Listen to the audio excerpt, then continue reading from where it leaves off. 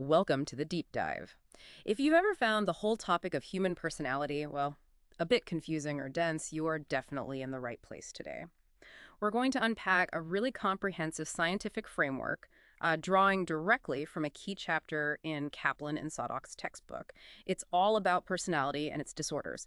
And our goal isn't just to list definitions. We want to pull out this really revolutionary idea that modern psychiatry sees personality not as something fixed, set by your genes at birth, but as a dynamic system, something you can actually train and shape. We're moving past you are who you are to look at the actual blueprint for, well, potentially changing who you are. Absolutely. And we should jump right into that core shift because the science here is fascinating. It really validates this idea of malleability. So personality in this modern view isn't just one single thing. It's how three distinct systems of learning and memory interact. These systems are temperament, which shapes your basic emotional habits. Then there's intentionality, which is about your rational goals, what you aim for. And finally, self-awareness, which guides your deeper values. Okay, three systems: habit, goals, values. Makes sense. And the science backing this up is pretty stunning. Researchers looked at the genetics, right? They found almost all the heritability boils down to about 972 genes. 972, okay. But here's the kicker. Those genes aren't just scattered randomly.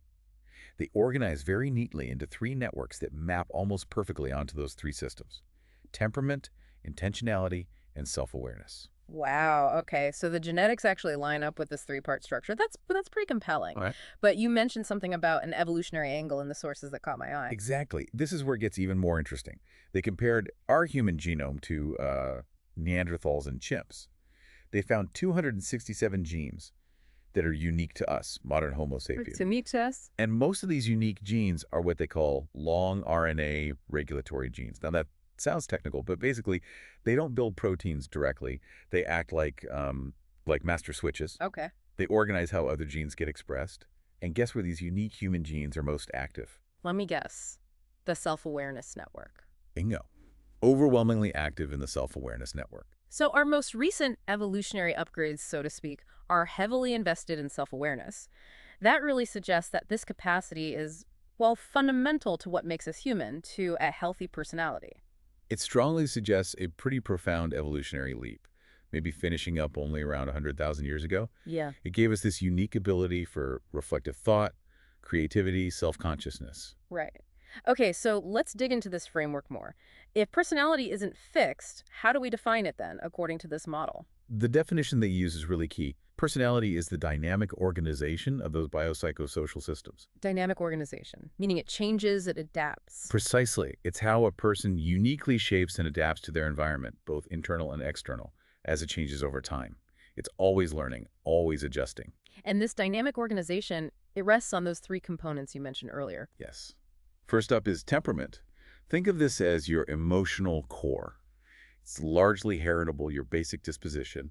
It operates through procedural memory, which is learning by associative conditioning, habits, basically. So gut reactions, fear, anger, attachment, that kind of thing. Exactly, your basic emotional engine. Then number two is character.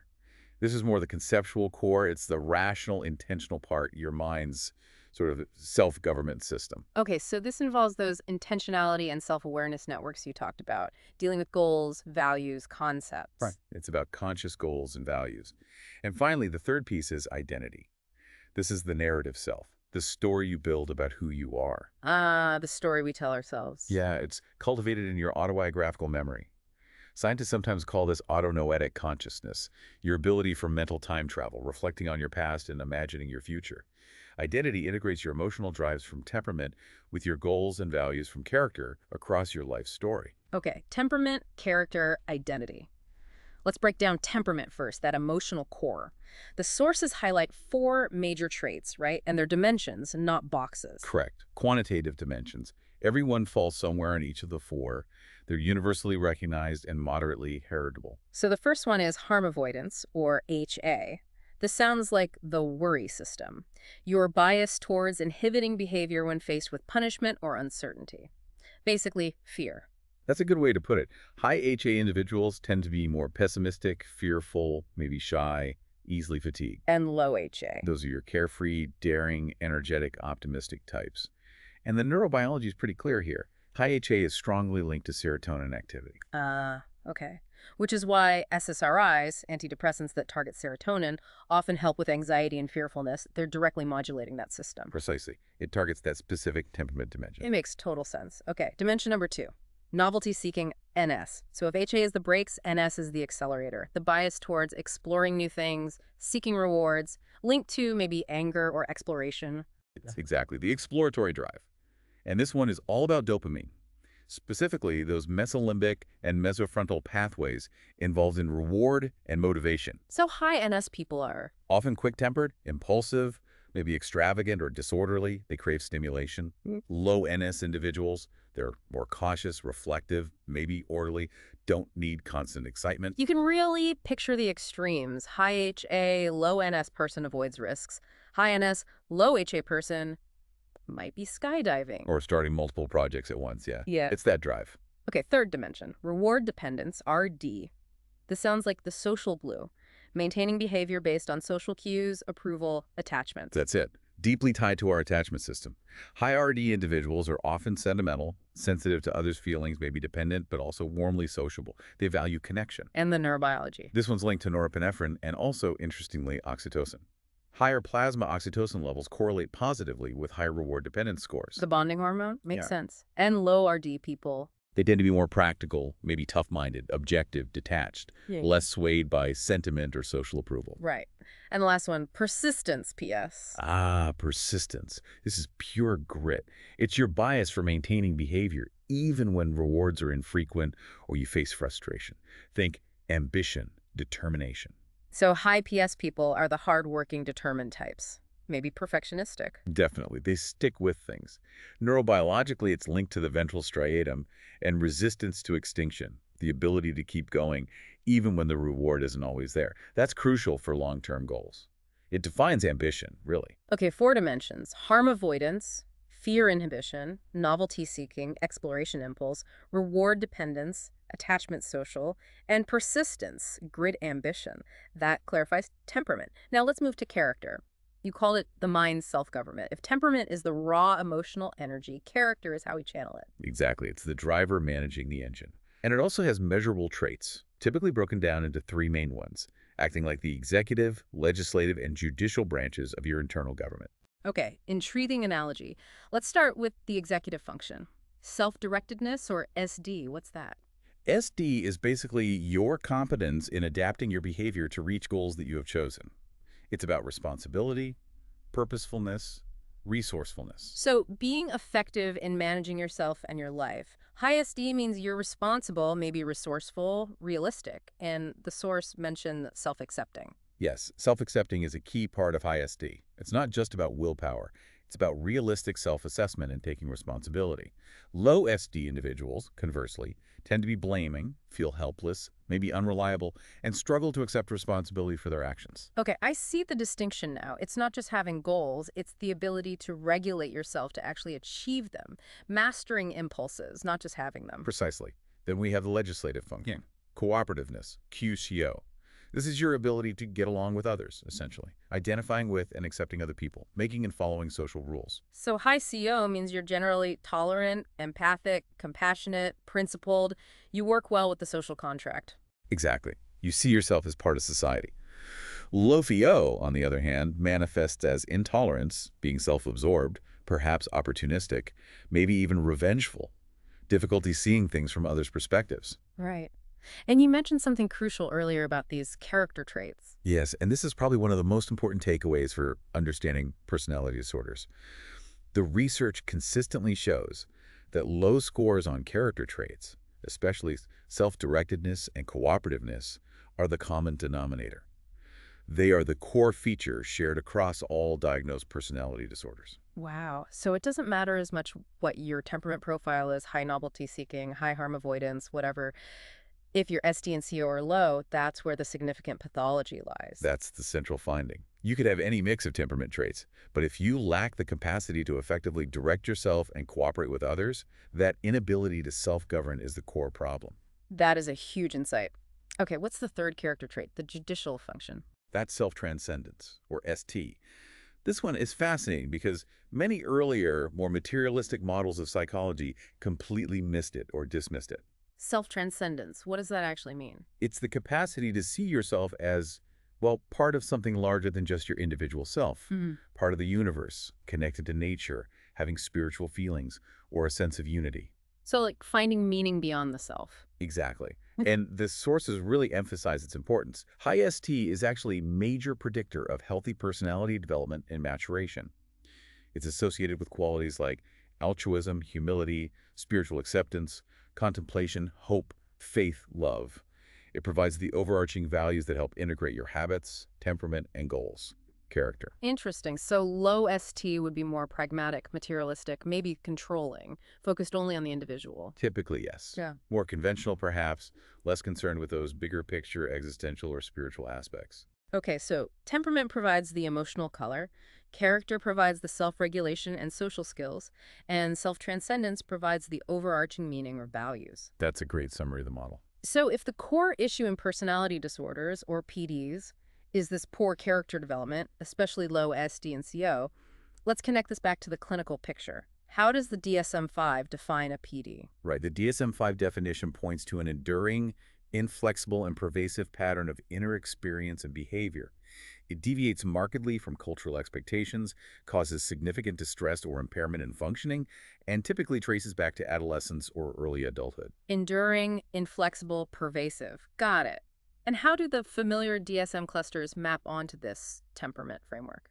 There are pretty clear associations. Cluster A, the autocentric types like paranoid, schizoid, schizotypal, they are strongly associated with low reward dependence. That social detachment, indifference, or suspicion fits perfectly. Makes sense. Cluster B, the dramatic erratic ones, antisocial, borderline, histrionic, narcissistic. That cluster just screams high novelty seeking, impulsivity, dramatic behavior, emotional instability, sometimes aggression. It's that NS drive, often poorly regulated by character. Okay. And cluster C, the anxious, fearful group, avoidant, dependent, obsessive-compulsive. That maps directly onto high harm avoidance, pervasive fearfulness, inhibition, anxiety, worry about negative outcomes. So the clusters give you a hint about the dominant temperament profile. Exactly. But, and this is critical, the diagnosis is never just about temperament alone. It's always the interplay between temperament and character. Right. You mentioned this earlier. Can you give that example again? Sure. Take someone high in novelty seeking and low in harm avoidance. That's your classic adventurous risk-taking temperament. If that person also has high character, high SD and CO, they might become, say, an innovative scientist, an explorer, a successful entrepreneur. But take that exact same temperament profile, high NS, low HA, and combine it with low character, low SD and CO. That's when you're much more likely to see issues like impulsive PDs, maybe antisocial personality disorder. Yep. The underlying drive is the same, but the capacity to manage it constructively is missing. So the difference between, say, an eccentric but functional artist and someone with a diagnosable schizoid personality disorder often comes down to their level of self-directedness and cooperativeness, their ability to function in the world. Precisely. It's the character development, or lack thereof, that distinguishes healthy variation from pathology. Okay, that really clarifies the diagnostic picture. Let's talk treatment then. We know working with PDs can be challenging. What did the sources say about what actually works? There was a really striking statistic in the material. When you look at what predicts successful outcomes in therapy for PDs, common psychosocial factors account for the vast majority, something like 85% of the variance. 85%. What are those common factors? Things like the quality of the therapeutic relationship, the alliance respect, empathy, the therapist's genuineness, the human connection stuff. And specific techniques like CBT, DBT, psychodynamic therapy, even medication. According to this analysis, those specific techniques only account for about 15% of the variance in outcome. Wow, 8,515. That really underscores that the relationship and the core human elements are paramount. It does. It suggests that lasting change isn't just about techniques. It's fundamentally a process of learning, growth, and developing self-awareness within a supportive relationship. So a holistic treatment approach then, what does that look like in this model? The focus is on activating 3 key processes that lead to well-being. First, plasticity, that's the willingness and ability to change those ingrained habits, the temperament stuff. Okay, being open to change. Second, virtue. This relates to developing intuitive insight into what's good, fair, and meaningful.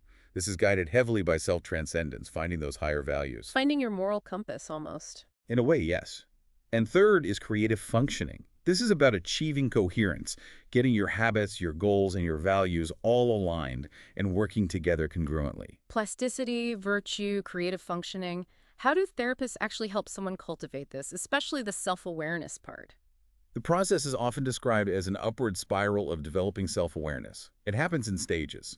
Stage 1 is often just about learning basic relaxation and mindfulness skills, learning to let go of being constantly hijacked by negative emotions, creating some mental space. Okay, calming the waters first. Exactly.